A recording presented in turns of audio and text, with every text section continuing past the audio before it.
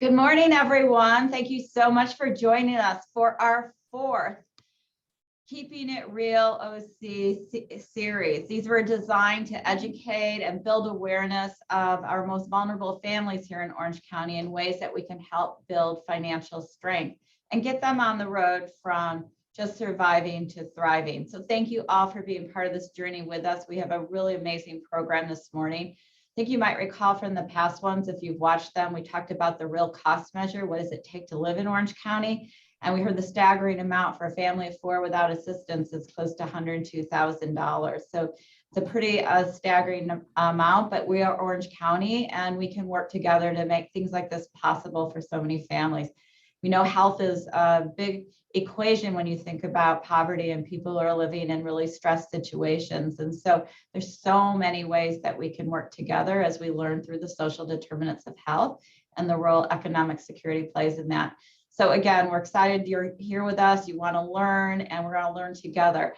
And I am so excited to introduce my partner here, Todd Zegers. Todd's an executive at Ingram Micro, amazing partner. Happy to say he's an Orange County United Way board member, and he's also the chair of the Leadership Council for United for Financial Security. So Todd, welcome. Thanks for joining. Thank you, Sue, and thanks for the kind introduction. I appreciate it. Definitely pleased and excited to be here and work on our efforts to further financial security in Orange County and the community here. And I guess, I wanted to tell everybody kind of the reason I got involved was I've always loved Orange County, both as a tourist and as working here as well. I actually decided to move out here in December of 2019. So got here just before the pandemic. So it was an interesting first couple of years of our life out here. But in Arizona, I was very involved in a few charities, one of them being Phoenix Children's Hospital, another one being Mission 31, which is David Johnson, the running back from the Arizona Cardinals, had a foundation out there very focused on helping families, disadvantaged families, especially with sick children. So it's always been kind of near and dear to my heart. And obviously, when we moved out here, I had kind of an empty plate, just to put it mildly. So one of our executives at Ingram Micro introduced me to Sue. I got to meet Sue, learned about the mission and the things that they were working on, especially with Upskill OC and SparkPoint and OC Free Tax Prep. And I'm kind of a numbers nerd and a money guy, so I really got interested in that aspect of it. And really kind of what was kind of the final straw that really drew me into this was all the efforts around the digital divide. I can't say that very well. But the business I run for Ingram Micro really focuses on recovering used technology, refurbing those technology devices and putting those back out into the marketplace.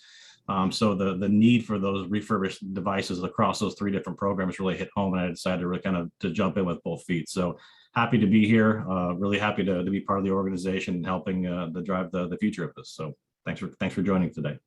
Todd, thank you so much, and thanks for your generosity. And for those of you out there that have used laptops and other technology, please follow up with Todd because we can turn that into useful tools for families that we're trying to help right here in Orange County. So again, thank you so much. Before I turn the conversation over to Bill Maurer, our amazing moderator, there are a few housekeeping reminders that I need to share. We are being recorded, as you know. And so the good thing about that, you can re-watch this, but you can also share it with your colleagues, your friends, your family. We want everybody in Orange County to be aware of the work that we're doing together to help improve families' lives here in Orange County. So please share the information. Throughout the program presentation, you might have a question to ask. So use the Q&A feature at the bottom of your screen, and we'll do our best to answer those. Okay, with that, I am honored to pass the mic over to Bill Maurer. Bill is the Dean of the School of Social Sciences and professor at UCI and the director of UCI's Institute, I love this, for Money, Technology, and Financial Inclusion. And I'm very excited to say that Bill is also a member of the Orange County United Way Board. So Bill, thank you so much for being here. Thank you. We've been working on this for a while, this incredible study, this concept that we have. We want to bring it to life, and no one better than to take it from here, but Bill Maurer. So thank you. Great. Thank you so much, Sue and Todd, and good morning, everyone. As Sue said, what we're here to do today is to introduce a concept, a plan that we've developed for a program to help build financial security for vulnerable families here in Orange County. Now, probably many of you assembled this morning have heard of programs like the Compton Pledge or Stockton's Guaranteed Income Program. And we're fortunate today to have a couple of experts who have been working on those programs and generating valuable data from the Compton program in particular. We all know that relief payments and the child tax credit during the pandemic were hugely impactful for struggling families. Orange County United Way played a big role in ensuring families who were eligible for various forms of relief gained access to those payments. And Todd talked a little bit about this already, but this was all part of Orange County United Way's United for Financial Security initiative that provides financial coaching, literacy training through Spark.OC, upskilling programs, tax prep, and so on. And we really see the program that we're going to present today as a logical next step. So we've assembled a panel of leading experts to discuss guaranteed income programs and how best to measure and understand their impact so that we can do our own, hopefully, and inform policy and philanthropy on this important topic. So very briefly, I will introduce our panelists. You've seen them all on the welcome slide, but I'll go ahead and introduce them one by one. Professor Jonathan Mordick from New York University is professor of public policy and economics at the Wagner Graduate School at NYU, and is an expert in poverty alleviation and assessing the impact of programs like microfinance and guaranteed income on the lives of families and individuals. Thank you, Jonathan, for being here. Sidhya Balakrishnan is here. She is the Director of Research from the Jan Family Foundation. And Sidhya has been working together with Jonathan really as sort of key partners together in tracking the Compton program. Sidhya, thanks so much for joining us this morning and bringing your expertise. Terry Ali is here from the Economic Security Project and has been really leading the charge to advance cash policies at the state and federal level, like the child tax credit and the earned income tax credit. Terry, thanks for joining us. I think that she's up in the Bay Area. Linda Nguyen, who will be familiar to probably many of you here if you're joining us from Orange County and the OC United Way family. Linda Nguyen from the Wells Fargo Foundation has been sorting numerous financial and economic uplift programs here in Orange County, and recently joined the state of California's Cal Money Smart Steering Committee to support and protect low-income communities. Linda, thank you. And whoops, I just lost my place. Oh, well, that's because the next person is my colleague, Professor David Newmark, distinguished professor at UC Irvine, distinguished professor of economics, director of the Center for Population Inequality and Policy. Professor Newmark is renowned for his work on the minimum wage, labor markets, and the earned income tax credit. Now, what's going to happen is David will kick us off with a presentation on the proposed study we'd like to launch here in Orange County. And I'm going to be upfront. This is a plan. This is a plan for a program and a study. We think that it is going to be highly impactful and innovative and will lead to the kind of data that can inform policymakers and philanthropies on guaranteed income. And again, I'll be upfront. We're seeking support from philanthropically minded individuals and organizations to get this project going. And I know Sue and I and Todd would be happy to speak with anyone here about that further later on. But with that, I will just ask David to take the floor and share your screen and take it away. All right, you see my slides? Somebody give me a thumbs up. Yes, okay, good. I never know. 2 years on Zoom, we'll master it soon. Anyways, thanks very much for the intro, and I'm really happy to have these panelists here. Some I know well. I think I was Jonathan's TA like decades ago at Harvard. Sidhya, I've heard a lot about. Linda, I've run into through United Way things, and Terry as well. So I'm really interested to hear your reactions. As Bill said, this is a description of a study that does not yet exist. So call it a pitch. I'm going to describe briefly the idea and what we're thinking about doing, and then we'll talk about it. And hopefully my slides will change. There we go. Okay, good. So this is just the name of the study, the Orange County United Way Guaranteed Income Program Experiment. That doesn't tell you much, but let me move on. So what is guaranteed income? First of all, guaranteed income is what it sounds like. You get a check from the government, from the taxpayers. It's guaranteed. It is not conditional on other programs. It doesn't decline if you work more or anything like that. Now, that's fundamentally different from what is a hodgepodge of safety net income support programs, many of which have very good purposes and intentions.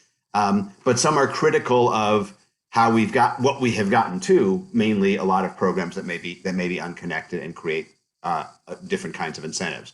But I think it's important to point out that when you talk about guaranteed income, it really gets support, different forms, that's important to say, but it gets support from very different perspectives. And that's really informed to some extent what we've thought about doing in this study. I think if you ask liberals, they will say, everything we got plus this, right? It's more.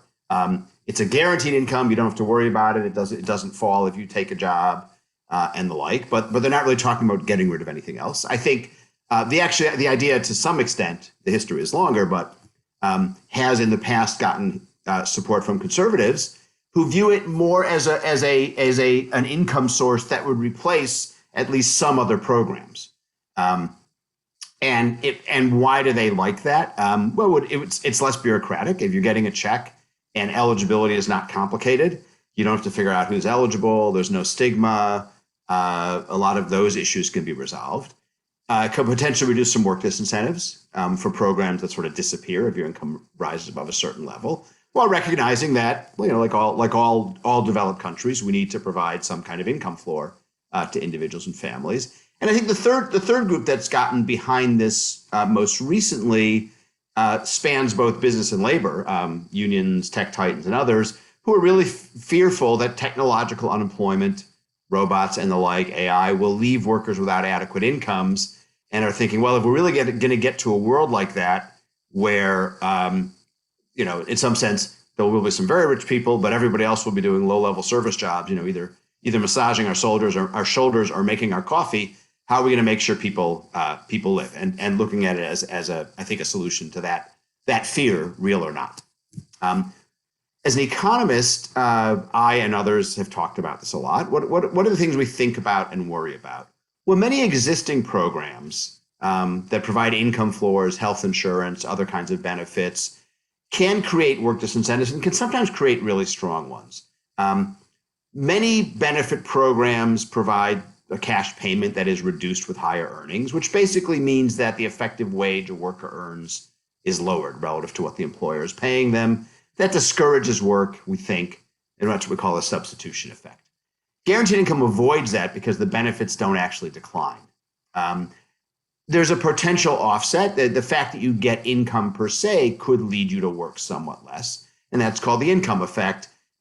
There's a lot of debate about both of these. I think I wouldn't say it's settled, and we don't have very many studies yet of these particular kinds of programs. I would say most economists think the income effects are somewhat weaker, but I don't think there's unanimity on that. So that's the potential disadvantage of the programs we have now and the potential promise of guaranteed income. The issue, of course, on the other side is that non-guaranteed income programs, that is our existing programs, do target benefits to those who need them, right? If you're doing energy assistance or housing assistance or Medi-Cal or Medicare and other Medicaid in other states, we create programs with rules for eligibility that try to get them to those who need them. And something I think I always try to drill into my students' heads, because people don't always appreciate this, is there's this inherent trade-off. If you try to target the programs well to make sure the benefits go to those who most need them, you inevitably create incentives to be eligible for them. And that's kind of where guaranteed income comes in. Yes, they're somewhat less efficient. You're not necessarily getting the energy assistance to the person with high energy bills and the SNAP payments to the person who is food insecure. But you also don't create these incentives related to program eligibility, which, of course, is what leads to work disincentives. So that's kind of the economist's perspective. You could call this slide the non-economist perspective, or what others say economists should think about but don't.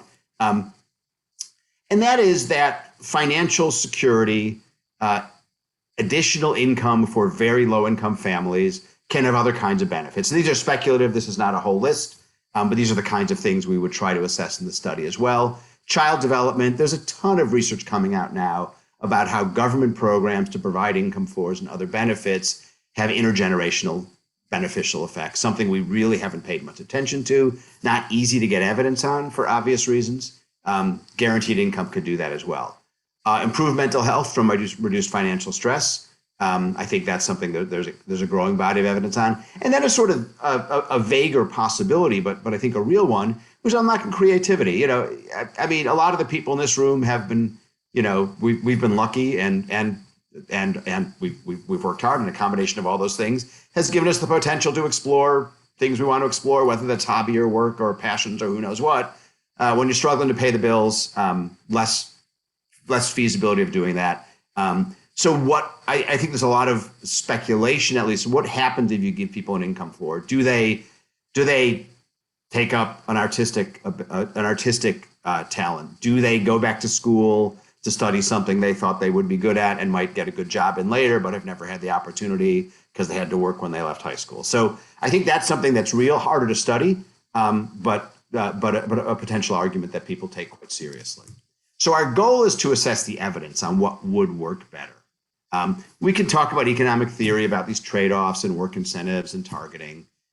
We have a lot of studies of individual programs that might let us figure out maybe what the effect of a guaranteed income program would be. Is the extra income going to reduce work? Is it going to increase training? Might it increase child nutrition, child health? But that's all sort of snippets from existing programs. And this program, this idea is so radically different that it's really hard to put those things together and say, okay, suppose we did guaranteed income as well, or instead, or somewhere in between, relative to other programs, what would happen? Ultimately, only a well-designed guaranteed income experiment can answer this question. And our proposed design is intended to do just that. As Bill, and I think Sue may have mentioned this as well, discussed, it's not that there's none of these programs running. There are some very small pilots running. The Stockton one, I think, was maybe the first and got the most publicity. I just read about one in upstate New York with 25 people in it. Fewer of them, and Compton is one, and we'll hear more in the panel, I'm sure, are really designed to do something like what we're doing. But we have features built in which we think are complementary to the knowledge we'll gain from those studies. So what are the core elements of this? Well, first, and this is what makes it expensive, back to what Bill said, a guaranteed income program provides guaranteed income. That means you're giving people cash. And it's got to be enough to matter, to mimic what we might do in a real government program. For historical context, Switzerland a few years ago voted down, but they voted on a guaranteed income program that was, if I recall correctly, something like $2,000 a month, I believe, per family, not per person. So you need a pretty significant payment, especially if you're going to speak to the potentially more conservative side of the political spectrum that thinks this could serve as a substitute for at least some other programs. You need data collection, not as expensive as cash payments, but expensive. We would want to capture a lot of the kind of current things that are happening. Are you working? How much are you working? Are you back in school? Are you taking your kids to the doctor? What's your food budget? How has it changed? Things like that. I think researchers who work in these areas talk a lot about getting qualitative data as well, interview data. A little harder to interpret as rigorously, but very useful for learning things that maybe your data collection survey instrument just missed altogether, that you just didn't know something was going to happen to these families. And the interviews leave you open to learning about that. And that's very important. And then we care about longer run outcomes. We're not going to run the study for 20 years, right? We're talking about a 4-year, 2 years of cash payments, 4 years to set it up and study it. So we have in mind to at least try to collect evidence which will tell us something about potential longer run outcomes. And that would be going back and getting training, which of course would affect earnings later.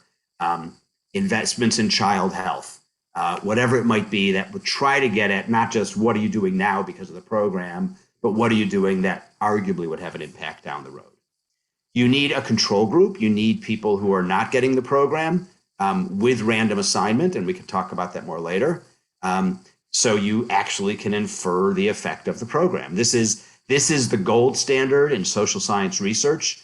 I think it's been talked about as a pipe dream. It's been done a couple times in the more distant past, but it's becoming more and more the norm because that kind of research design just takes off the table a lot of questions about, is this a real effect? If you recruit people to sign up and you give them benefits and you ask them how they're doing, and that's all you don't really learn whether it had an effect or not. Full disclosure, you'll see a slide later to prove the point. This is expensive. Our team's view of what's most important. Well, the research team are researchers, obviously, and I'll tell you who they are later. But I believe this very strongly, and I practice what I preach. If I'm doing public policy research, the goal is to improve policy, not just to write papers. So I'm always about trying to do research with a design and perspective that can potentially move the policy debate forward.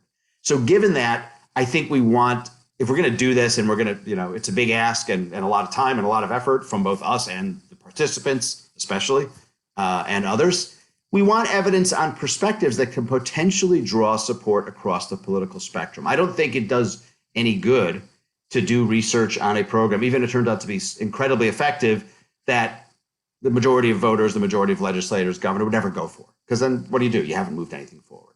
So as a result, and this is where we are being somewhat distinct from the other studies out there, we didn't design and we don't intend to do an experiment that simply adds cash support to existing programs.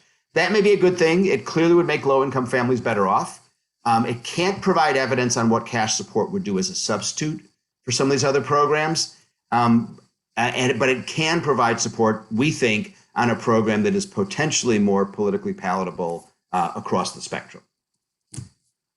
So to do that, our goal is to focus the experiment, one arm of the experiment, but in some sense the higher priority one, on a population that is actually ineligible for many, if not all, income support and safety net programs, and that's the undocumented population that, fortunately, unfortunately, depending on, it's unfortunate there is one, and it's unfortunate they need help, but it's fortunate that through United Way we have access to this population through SparkPoint and other programs. So the idea here is to leverage existing research like the Compton study to also get evidence on what does this kind of program do to a population that really doesn't get much else or anything else in the way of government benefits, because that can speak to what a program like this can do if it substitutes for some existing programs. We would ideally like to add a second arm that is really closer to the other guaranteed income experiments in the field, because that will let us compare results, have similar data collection, and really benchmark one study relative to the other to figure out what we're learning when we do this unique feature of our study, which is provide guaranteed income to those ineligible for most other kind of support. Why do we need a large-scale experiment? Well, I said experimental evidence is more convincing. Let me just give you two examples. There were negative income tax experiments in the 1960s and 1970s, an idea that actually is credited to Milton Friedman. I think most people agree that these were the experiments that actually inspired welfare reform. They taught us that it's actually true that welfare programs can have negative work incentives instead of that just being an ideological position. And not everyone loves welfare reform. Not everyone loves everything about welfare reform. But regardless, the experimental evidence was highly influential. The second, I think, big example from social science is the Rand health insurance experiment, I think roughly in the 70s, if I have that right, which basically introduced modest cost sharing. There didn't used to be things like copays in health insurance. And what they found is if you had consumers bear some of the cost, consumption of services was reduced somewhat without adverse health effects.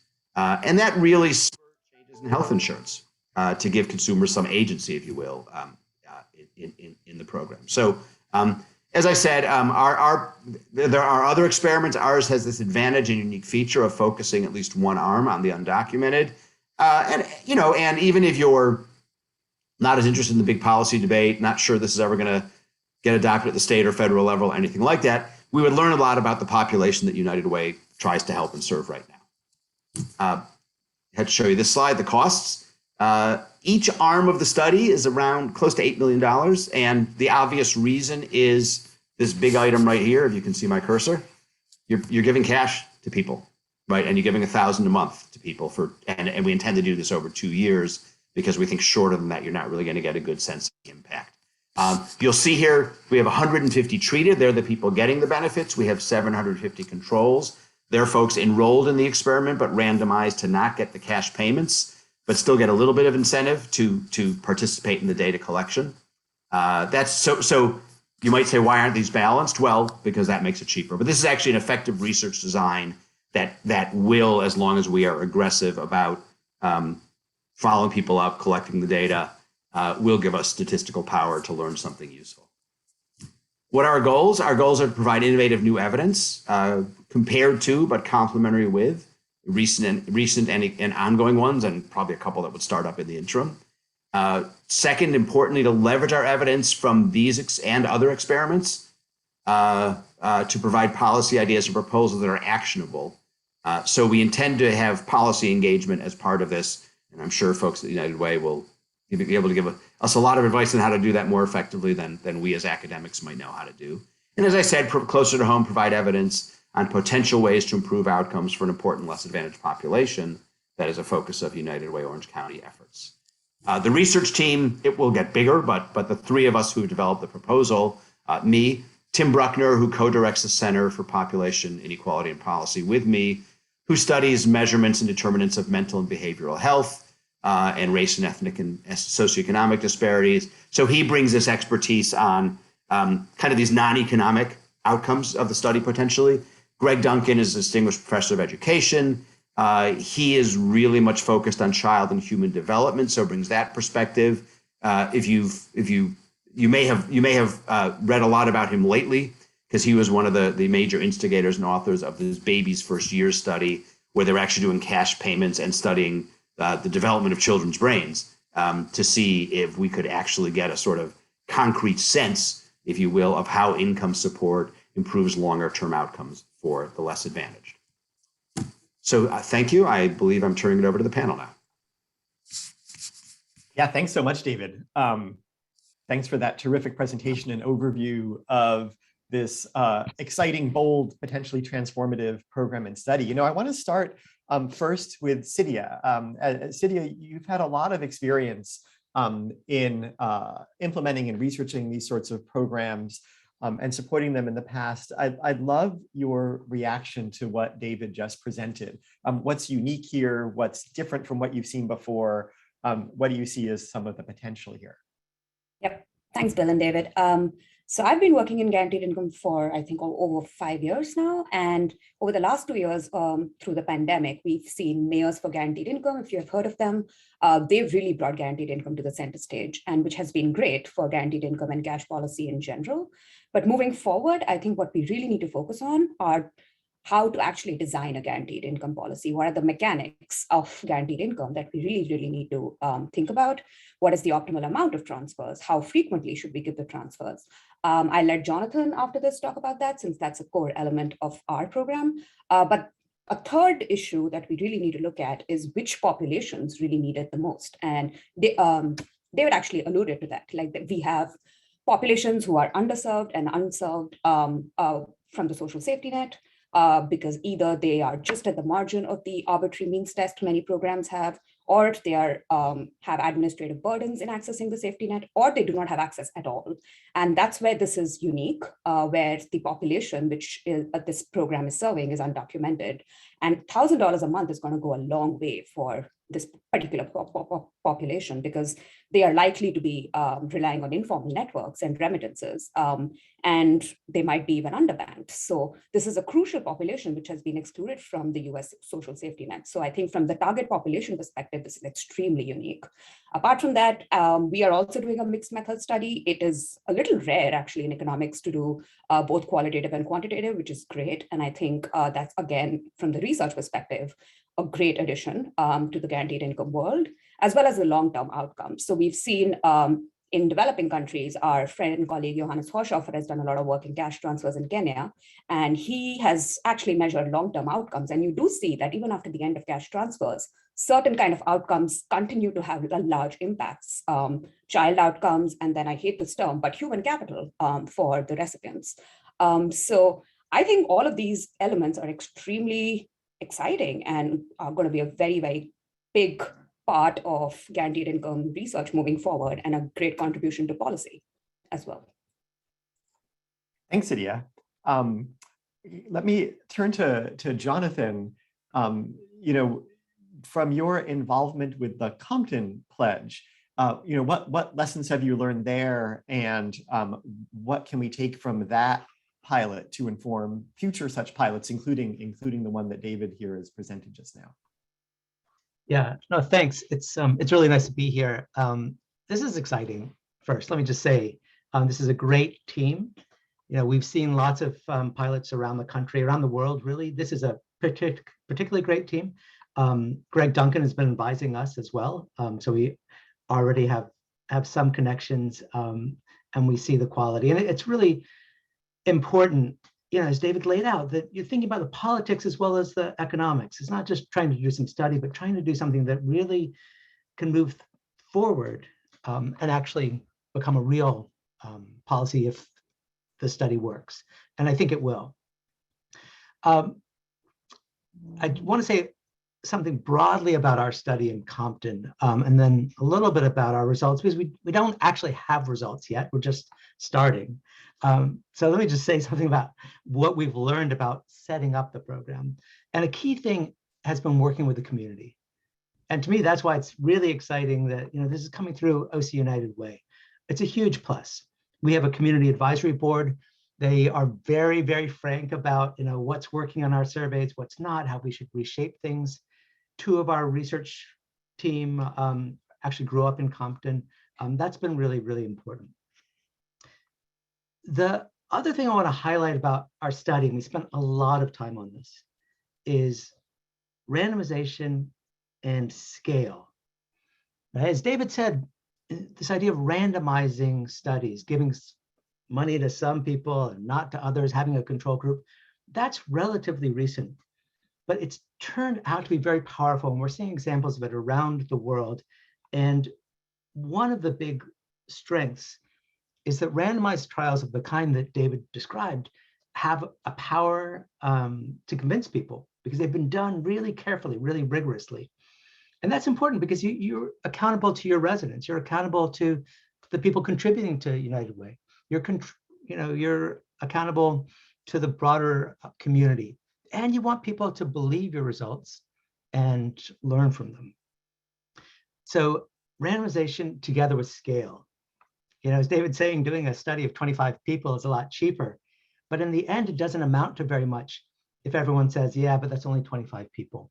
And so we've spent a lot of time trying to build a big sample. And we have a sample of about 2,000 in Compton, 700 who are receiving transfers and 1,400 in the control group. That's because we have particular structure. It doesn't need to be that big for a more sort of simplified study. But that's what we decided we needed. And it's really great that in Orange County, you're also sort of thinking about how to create a study that's big enough to be meaningful. And like the final thing about what we're doing, as Sid just said, and as David mentioned, we're also listening to people. It's really great to do a big quantitative survey, but it's also important to listen to people. And that's partly because people are in a study, and it's kind of an odd thing to be getting money from an organization. You want to understand, what does that really mean? Is it like winning the lottery, or is it like another source of income, like a job? How do you think about that? And how does that change how you use it, how you share it, how you invest it? And so the qualitative parts, the simple listening, are really key. So I'm glad that that's part of what you're doing. But really quickly, what we're learning, and this is from interviews, we're seeing people using the money in lots of ways, which is the power of money. You can use it in lots of ways. We're seeing people who are just using it to save for some bigger things. We have been talking to someone who has a health issue that meant that they had to leave their job because of the health issue. Getting that money allowed them the stability then to put some pieces together to move forward. Another person is saving up money to go to college. So we're seeing investments that are for the here and now, but also, as Sidya is saying, can play out in the future and have lasting impacts potentially by building human capital. Thanks, Jonathan. You know, that's a great segue actually into Terry's expertise. And I noticed that when you said the power of money is that people can use it in lots of ways, she started like nodding like this. So Terry, I'd love your thoughts on what that means. You know, why were you nodding so vigorously? And what have you seen in your work around the child tax credit, for instance, in that power of money and what people use it for once they've got it? Yeah, thank you. And this is a really exciting study. I was nodding so vigorously because, you know, what we see is that cash, and we've seen this come out of the Stockton project, we've seen this now, we're seeing this in the CTC, is that it is the simplest, most powerful way to support people because it gives people flexibility to cover like their most pressing needs, whether that's food, housing, paying down debt, childcare, you know, soccer cleats, pizza night, right? Like all the things. It's very efficient and effective way to achieve an immediate sort of drop in poverty and food insecurity. I can talk about that in a second. But I think like fundamentally, I think you're really hitting on it, Jonathan, like cash, I was thinking of it as like, it's the currency of time and resilience. You know, what we saw out of the Stockton project, one of the most kind of amazing spokespeople participant was this man named Tomas, who, you know, before the Stockton project had 3 jobs. And he, with the money from the Stockton demonstration, was able to quit his 3rd gig, kind of crappy side job, right? The 3rd one, so that he could get a better job. And so, you know, when you think about like those kind of impacts of, you know, whether it's disincentivizing or incentivizing work, like that was a moment where like, yeah, maybe technically he's working less, but we would all agree that working, you know, 1 good job is a way better situation than 3, you know, not good jobs. But the other thing that was really, really powerful, and which made him such like a true believer and an incredible spokesperson, is that when he was able to, you know, pull back from his 3rd gig job, he had Saturdays off for the first time in his kids' lives, you know, in years and years and years. And so he took them to the pool, and much to his surprise and delight, his children had learned how to swim, and he had never seen them swim. And here's this moment where he's like, I've missed so much. And now because of this, you know, little bit, $500 a month, right? Like this small amount of money, I am now able to be a more active participant in my children's lives. And like, that is like so powerful and is hard to kind of, you know, capture as much as, of course, all of the quantitative research is so important, but these types of things, you know, like how people can be fully human. Also, I don't know if people read the piece that Tara Westover wrote in the New York Times like 2 weeks ago. She's the woman who wrote the book Educated. And she wrote this book about, you know, about her kind of plight through education. But the piece she wrote was about student debt and student, you know, and the expense of being a student right now. And she has this incredibly powerful moment where she finally accepts a Pell Grant. And she says, that is the moment when I became a student, because that money gave me the ability to stop thinking about money, which is what she was spending literally all of her time thinking about. And once she was freed from doing that, she could like think of, you know, spend all of that energy on her coursework. And she goes on to be, you know, getting a graduate degree from Oxford. Like she is an incredibly accomplished person. But before that, she was like, I couldn't, you know, I was down to the dime. Like that's how much time I was spending thinking about money. So I think like really the importance of what's happening here is, you know, cannot be overstated. So I do want to talk for a minute about the CTC, and that is, you know, has been kind of our grand at scale experiment with guaranteed income in this country over the last year. And, you know, I think for most people on the call are familiar with this, but of course, you know, we had this expanded child tax credit that was delivered monthly. And I think that's the really important piece for 6 months. So from July through December, people receiving monthly allotments of this tax credit. And it just really kind of blew open what we know and I suppose reinforced. So that's often the point of research, right? It reinforces what we think we know, and you know, we saw just these dramatic impacts, right? So IRS, you know, CTC payments went to more than 35 million households each month in, you know, from July to December, and that covered about 61 million children, which is about 8 in 10 children in the country. So it's you know, dramatic, right, at scale. In Orange County specifically, it's maybe somewhere around 850 to 900,000 children were benefiting from the child tax credit. And of course, the way it's structured, it goes fairly high up into the income scale, which, makes this almost universal, which is a kind of unusual. From very few benefits kind of have that universality, but due to the structure, it actually does go up to households couples making up to $400,000 a year, although at a slightly lower level value-wise than lower income households, but still. So what we saw is that the monthly CTC lifted kids out of poverty in real time. So the Columbia University just did a bunch of research kind of rolling up all of what we know from this. And we saw that the child tax credit kept at least 3 million kids from poverty each month starting in July. So when those dollars started dropping, it was $3 million kids lifted out of poverty. And that kind of increased to the point where it was about 4 million kids by December, which cut child poverty by 30% in a 6-month period, which is really dramatic. If it had continued on, the projection is it would have cut poverty on an annual basis by about 40 to 45%, which dramatic, right?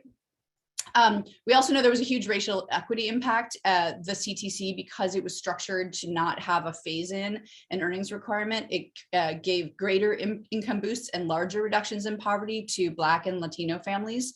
And so that is a really important thing to keep in mind. And I think the structure of your project in particular to focus on undocumented households, you're really going to see that. We also know what people spent the money on. People spent the money on food and other basic needs. The Census Household Pulse was really documenting this closely through the fall.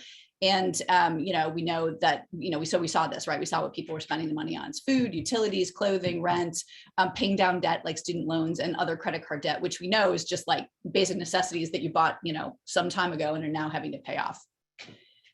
We also know it reduced stress, and as one of you touched on that too, that people, nearly 70% among families that make less than $75,000 a year, 70% said the monthly payments made them a lot or a little less stressed about money.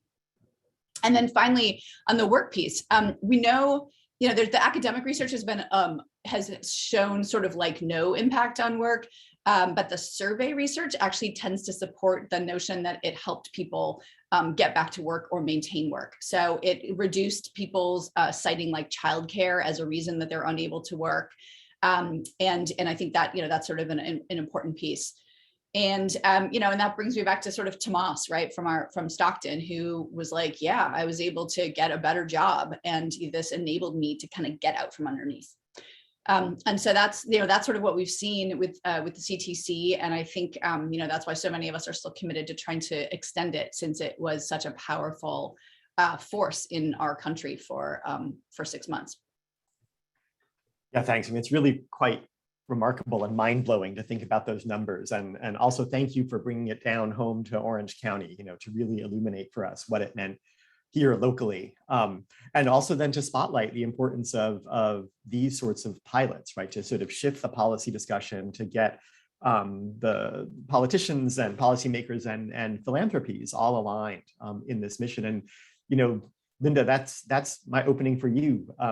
You've been a big supporter of a lot of the programs that United Way has done in Orange County and Southern California in the past, but also I've always appreciated our partnerships because you come at it with this researcher point of view all the time. And you're like, what's the hypothesis here? And so I'd love to hear you speak sort of, both from that perspective, but also in terms of the ROI here for philanthropic organizations and for changing the conversation among philanthropies.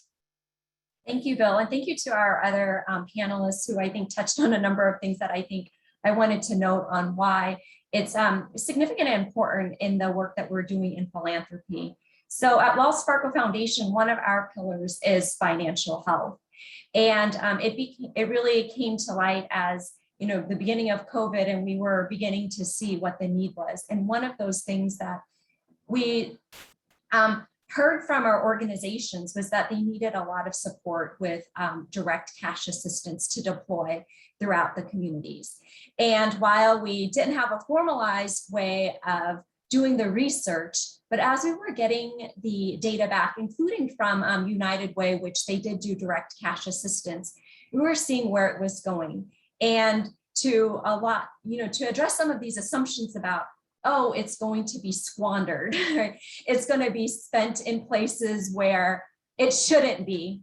but really it made a huge difference in terms of someone being stably housed, someone actually keeping their employment, as both Terry and Jonathan mentioned. And so that was really important to us to collect that descriptive data and to track it and do that over time. So as we were learning from that and also taking data from, let's say, even the Federal Reserve, their published report in 2021 about cash assistance and the potential effect that it can have on families is really important. 1 out of 3 households is really financially unstable. So anything, so their amount for looking at what would be that tipping point that would make the difference. And it was $400 for these low income working families that would make a difference for them on whether they would be financially, what we would describe as financially secure. So as we had these conversations as in what's next, because as a foundation, sometimes we give out, money, and how is it really sustainable? And how can we make something that could have a greater impact and advance something in our society and in our communities that could potentially stay for a longer time?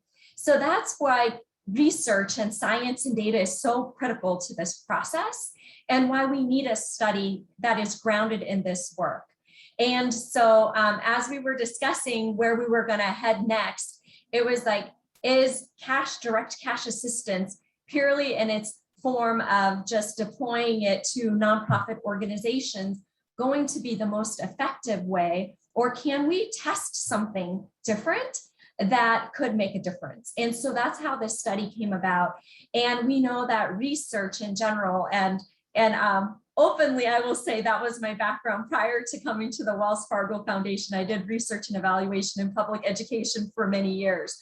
We can see how it really does touch a lot of our lives because it expands on our understanding and knowledge of something, questions that we have.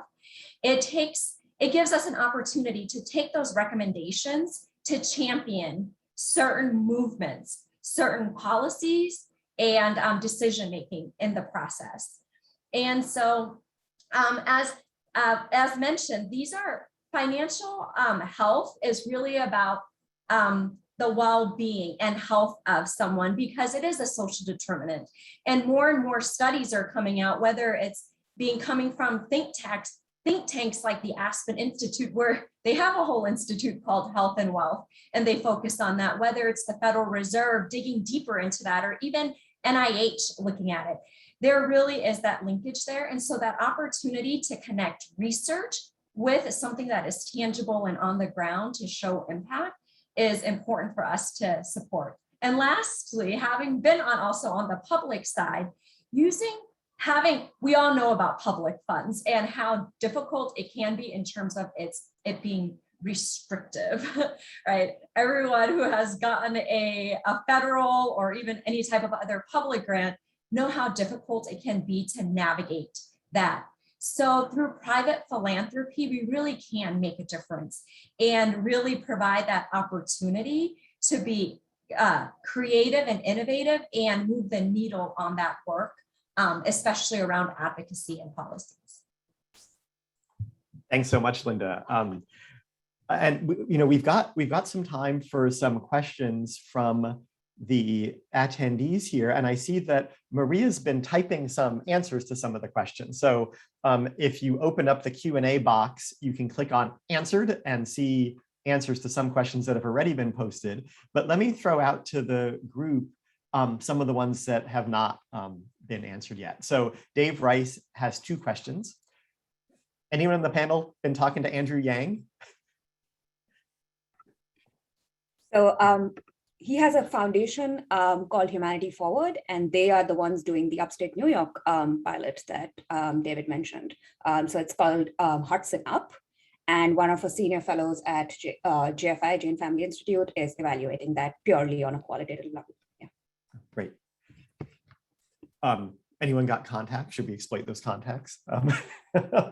Just email us and we'll get on it. And then the other one from Dave is, can you talk about other populations that are ineligible for other benefits? And he mentions prison populations. Not sure who wants to take that one. That is correct. Prison Yeah. populations and recently incarcerated are sometimes excluded from a lot of benefits. So actually, Center for Employment Opportunity in California is conducting a guaranteed income study in order to help them out as well. I know from some other work that I'm doing as part of another project that one issue with justice-involved individuals is often, even if they are entitled to a payment from, say, a settlement or something, just getting the money to them, them getting access to it is often a huge barrier. The distribution channel just isn't there if you don't have a stable address or a stable phone number and so on. And this is something that United Way actually was addressing, not with justice-involved individuals per se, but for people in Orange County who were entitled to relief payments during the pandemic, but just couldn't get access. And United Way worked with some of its partners on a debit card scheme to get those things out. Can I just jump in there one comment? I think the recently released, I think it illustrates the point that something Terry said. I think is actually a great insight. I'm not sure if everyone picked up on it, but we talk about the so-called income effect, right? That is, if you get a check, you might work less. But what Terry was getting at, and I raise it now because it would be very true for the recently incarcerated who are facing 1,000,001 challenges. What we don't always realize is that income might also help you overcome a little income, that's not a ton of income, overcome some of the barriers to getting or holding a job. People lose their homes, they lose their job. People have a car that breaks down every 2 weeks. If we don't show up to work one day, nothing happens. Everyone just says, "Where were you? Are you okay?" If you work at Walmart, you don't show up to work, you get fired, right? And it's a whole different environment that I think we're not really used to. And I think that is some of the promise that isn't stated as explicitly as Terry stated it, but I think it's useful that income can help you get your feet on the ground. And it's, and getting your feet on the ground, it is important to both finding and keeping, and maybe, as you mentioned, Terry, finding a better job. I think we often forget about that. Yeah, I was going to jump in on that too. And this is maybe a little too meta for this particular thing, but and especially your project, which is focusing on people who are ineligible for other programs. But one of the things that I know probably a lot of you are aware of is that the way we structure other programs, so whether that's food stamps or Medi-Cal or housing assistance, they're all sort of siloed in the way that they're structured. And if you start to combine, and even if you were to combine all of them and hit the bell on every single one of them, it's very infrequently enough to make you, it's probably enough to keep you from starving, right? It can probably help you, but it's not enough to help you get ahead, right? It's not enough to help you get out from underneath poverty. And I think if we're thinking about eliminating poverty, it's about how do we help people get enough stability kind of month after month after month to be able to get out from underneath that and have movement going forward. And that's unfortunately not baked into a lot, that goal is not really baked into a lot of our programs, even though we may say it is, but it really isn't. And so the promise of something like a guaranteed income where you're well, yeah, we're giving you, this $500, yeah, is I think for the CTC, the $400 ish per month was average, was for low income households, that's a third, a 30% bump in what they, in their monthly income. And that's enough to create the stability over time. And the cumulative effect of that stability can be really powerful in enabling people to get out from underneath. I think we have time for one more question here, and it's one that's in the it was in the chat and also in the Q&A, which has to do with just that basic question of how do we ensure that people, when they get money, make the right decisions. And then there's a question also here: do they get guidance on how to use the money? And it's that basic question of, when you give people direct assistance, how do you know they're gonna not squander it somehow? And I think David and Terry both mentioned this, but I wonder if you could just say a few words on that question. Let me jump in and then hand it off, because I think I can answer part of that question. And first of all, I think one thing the audience should realize is, at least, and I think the research team I'm going to work with, we're not coming into this as advocates for this program. We're coming to this as researchers, an important program that should be studied. There's motivation to think this could work better in some circumstances, but especially because it's a randomized study, the data will take us where they take us. So we'll learn. But I think it was Jonathan or maybe Cynthia said, we can design a program that says you can use the money on X, but some people may not need X, they may need Y. And economists tend to think people do the best for themselves. But I also know that the setting of SparkPoint, and I don't know who in this panel can speak best to this, is one where there is financial advising and coaching going on. So that was the part I wanted to hand off to whoever can take it. Yeah, I mean, I think Maria put an answer in the Q&A there, but yeah, these are SparkPoint participants who already kind of have other services around them, helping them navigate their lives and make good choices.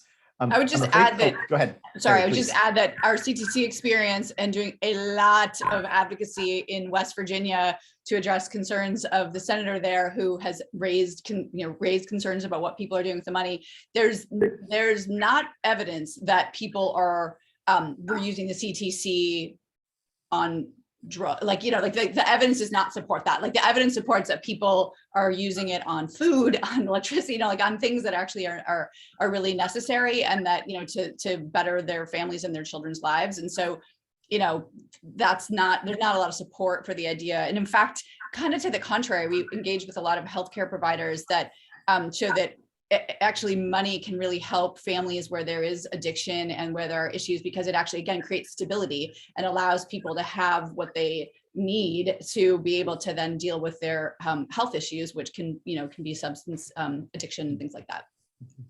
Yeah, thank you so much. We're coming up against time here. I just want to, there was one question in the Q&A, which is, how are you going to get funding? That's why we're here. So call your rich uncle and share this video when it's posted to the United Way website. I guess it's all that I'll say. Thank you so much to the panelists. I've learned a ton, even though I've been in these conversations with many of you now for a few years or more in some cases. And I will turn it back to Sue to close us out for the morning. Sue?